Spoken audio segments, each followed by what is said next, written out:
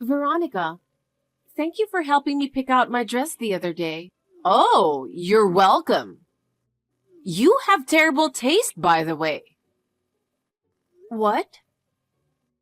To be honest, I think that dress was a little too flashy. Was it? I like that design. Well, I understand your taste. As David's wife, I think a more modest and elegant dress would be better. I see. I wonder if David thinks so too. Yes, I'm sure he likes that kind of dress. So you should at least make your makeup look a little more natural. Yes, I will take your advice. Also, you should think a little more about your hair. That fancy updo is a bit, you know. And the dress is flashy too. I like that hairstyle. Yes, your preference is important too. But I think it would be better for David if he kept it more modest. I understand. I'll talk to him about it. By the way, Mary, are you really ready to marry David? Of course I am. I have known David for a long time, and we have supported each other. Well, I'm sorry for you. To be honest, I think there is a more suitable woman for David. What do you mean? Mary, please don't take this the wrong way, but you are a little too conspicuous. I think a more modest and homely woman would suit David. Veronica, isn't that a little rude? We love each other and I want to support David. Maybe so, but marriage isn't just about love. It's about building a family, and it's also about being in harmony with those around you. Mary, you are a little too assertive. Assertive, I see. But, Veronica, I sincerely wish David's happiness. That's why I wanted to get married and always be by his side. I hope that's true. But if you really care about him, I hope you'll reconsider whether there's a more suitable woman for him. Veronica, I love David. And he loves me too. We want to build a happy family together. Then I want you to make an effort to be more modest. For David's sake and your own. Yes, okay. Well, okay. Anyway, let's talk again about dresses and makeup. Yes, I understand. Thank you very much for today. Veronica, where are you? Please get back to us immediately. I'm very worried because I cannot get in touch with you. If you see this text, please reply as soon as possible. Sorry, I just saw your messages. I was taking a hot bath and didn't notice. So, is there something wrong? A hot bath? You can come soon, right? I need you to hurry. What do you mean? Did something happen today? I don't know what you're talking about. Today is the wedding day. David's family and relatives aren't here yet. I was told by the people at the wedding hall that you haven't gotten your dress yet. Where is everybody? Oh, was it today? I'm sorry. I thought it was next week. My husband and I are on vacation in the next state. I can't believe this is happening. I can't believe it. Where are you? Can you come back soon? We're in Las Vegas. Do you know? It's a nice place. Las Vegas? Then you can't make it in time. Well, that's a problem. But I've already bought tickets to the theater for the day after tomorrow. I'm so sorry. I'm so clumsy and careless. Even my husband gets angry at me a lot. What about your relatives? Are you in touch with them? Well, they called me the other day and we talked. Oh no, I thought it was next week, so I told everyone it was next week. What? That's beyond careless, Veronica. I can't believe you made a mistake on such an important day. Nobody won't be able to get there today. It's a pity that the bride's relatives are the only ones at the wedding. David must be in trouble too. Only the bride's relatives? How did you know that my colleagues and friends didn't come either? How did you know that? Oh, didn't you say so? My memory is kind of fuzzy. No, I didn't say anything about my colleagues and friends. I don't remember saying that to David or anyone either. Oh, really? Assumption is a scary thing. I've been suffering from dementia lately. Did you do something? Not only the groom's relatives, but even my friends and colleagues didn't show up. How could this happen? That's an accusation. I would never do such a thing. If you have proof, show it to me. If you think that the people you invited didn't show up, then maybe you're not a popular person. Even if I'm not a popular person, David's friends didn't come either. He is a well-liked person. And yet, don't you think it's strange that no one came? Why don't you hurry up and call them and gather them? That's the least you can do, isn't it? David is contacting all the guests right now. But everyone seems to be thinking that the wedding was canceled. Oh, well, why don't you really cancel it? It's miserable to have a wedding with no guests, isn't it? There's no need to go through with that. Do you know what you're saying? Are you seriously saying that you want us to cancel the wedding? I'm sure David can find a better bride, and you don't have a good reputation, so it's not a bad idea, right? I understand. I'll cancel today's wedding. Oh dear, it was such a nice place for a wedding. I'm sorry we're here on a vacation. Yes, it was a very nice place. So even if we cancel, we will have to pay the full amount. David and I have to work hard from now on. Oh my! If the marriage is going to be canceled, shouldn't you be the one to pay the full amount? Because a wedding is a place where the bride can be as selfish as she wants to be. The bride's expenses are higher than the groom's, and I don't want David to be bothered with it. That's not the way it works either. We are getting married, and it was both of our weddings, so the cost is split 50-50. Besides, you have responsibilities too. It's not very presentable to get married without a wedding. It's unthinkable to do such a half-hearted thing. There are more and more couples like that these days. The truth is, we could have a wedding just us and my family as it is. There's no way they would allow such a thing. A wedding without the groom's parents? I can't tell you how much I put into raising David. I'm sure David would want his parents and relatives to be able to attend the wedding, and we will consider having the ceremony again. However, we spent a lot of money this time, so we can't have as big a ceremony as we were going to this time. Mary, reply to me right now. There is something I need you to explain. What on earth is this? Yes, Veronica? What's wrong? What do you think you're doing? What is this postcard? Oh, did you get it? I worked so hard to get it to you as soon as possible. How on earth did you have a wedding? Explain it to me. After what happened 10 days ago, I talked it over with David. It would be a waste to cancel the ceremony at that point, so we decided to have a ceremony just with my family. And David agreed to that? Yes, he did.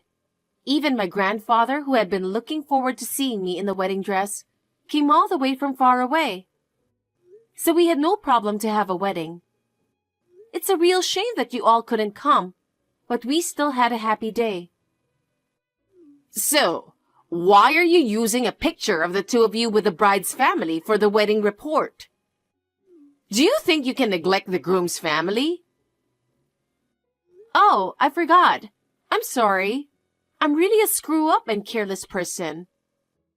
It's not that I wasn't thinking about your family.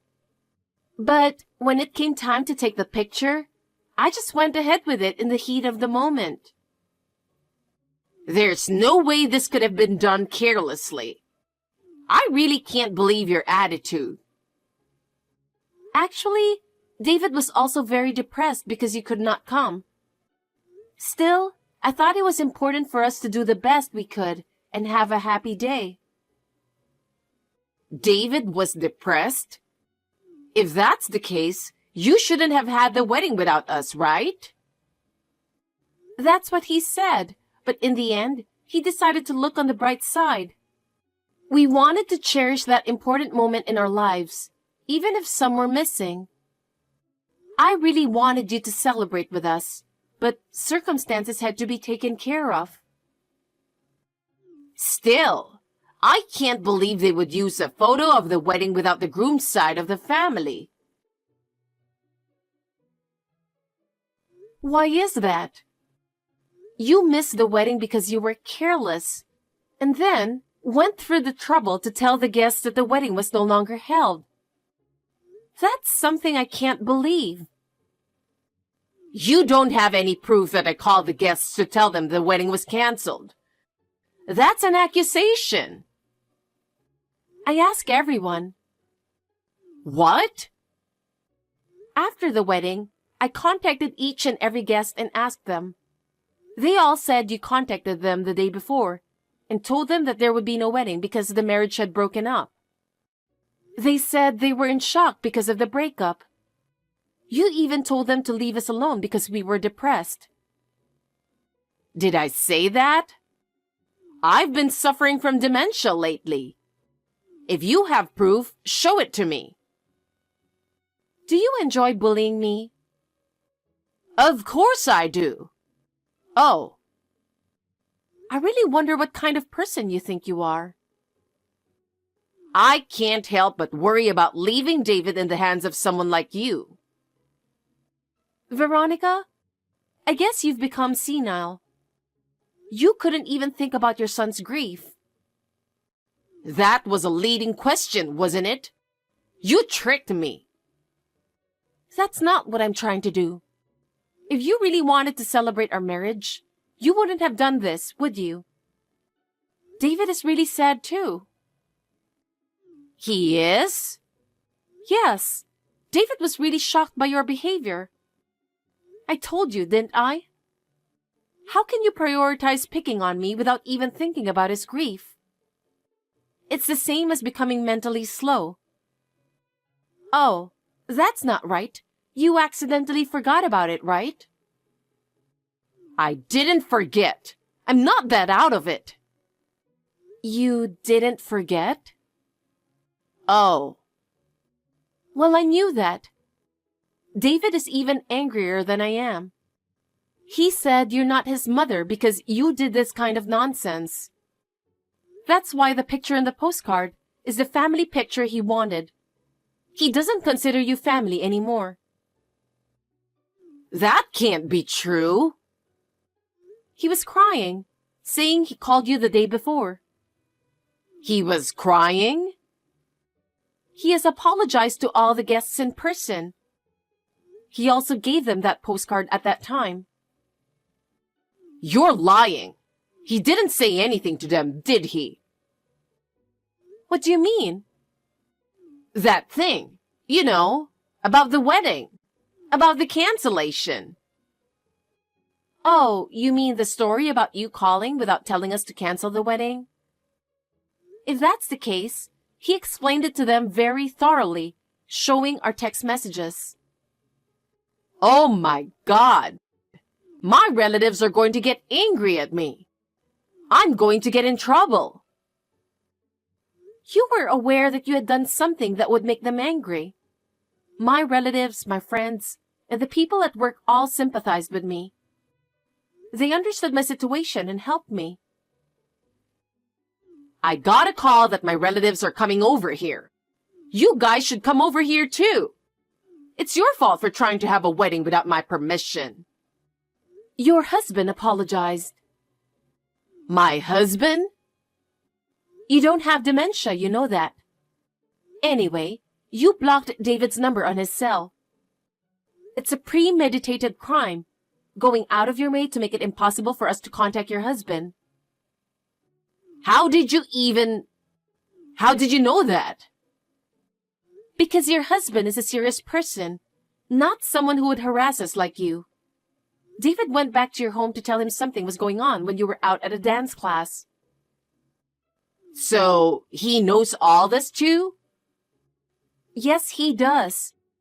And he will pay for the wedding.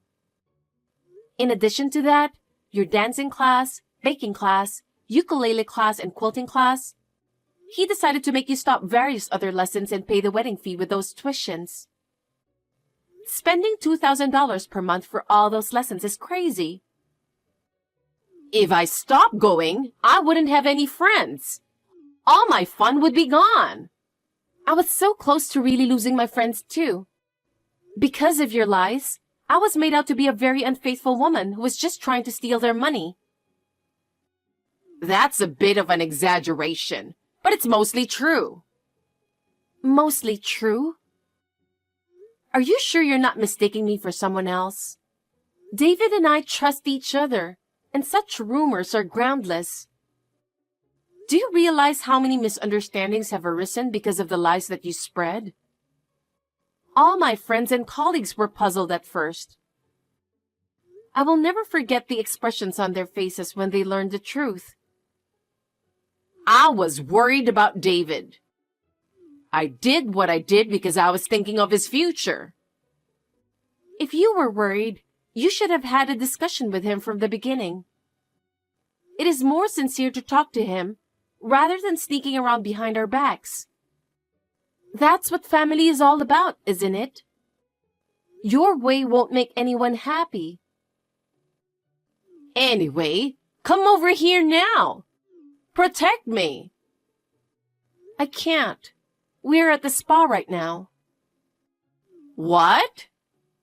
He told me that he wants to relax, so I took him to a spa to cheer him up. We also came here to have a nice steak dinner. Where's the spa? I'm sure it's somewhere local. Then you can come here soon. We're about 3 hours away, so we can't. 3 hours away? So I can't come right now. Please get scolded from your husband and relatives. Oh no! I'll lose my position if I don't do something about it. I can't even go to my lessons. What should I do if my husband divorces me? I can't face David. That's about the extent of what you did. I'm angry too. More than anything else, you made my dear husband sad and cry. I can't forgive you for that more than the bullying. Mary, I'm sorry. I can't imagine that I won't be able to see David. Please help me. My life, my relationships, everything is falling apart. First of all, please apologize to David. He worked so hard to prepare for the wedding so that everyone could enjoy it. But because of you, it was ruined. You should know how much it hurt him. I've been trying to reach him, but I can't get through. What should I do? I really don't know what to do. I want to apologize to him directly, but I can't even talk to him. I see. He must have been in quite a shock. What you did must have cost him a lot of heartbreak. Please tell David that I'm sorry too. Tell him to call me. I can't stand the thought of losing my lessons, my position, and David. What in the world do I have to live for? We lost our once-in-a-lifetime wedding. Do you understand that? You have no idea how much trouble you have caused to many people. I'm sorry. I didn't mean for any of this to happen. I just did it to embarrass you a little. I never imagined it would be this big of a deal. I just wanted to get you in trouble.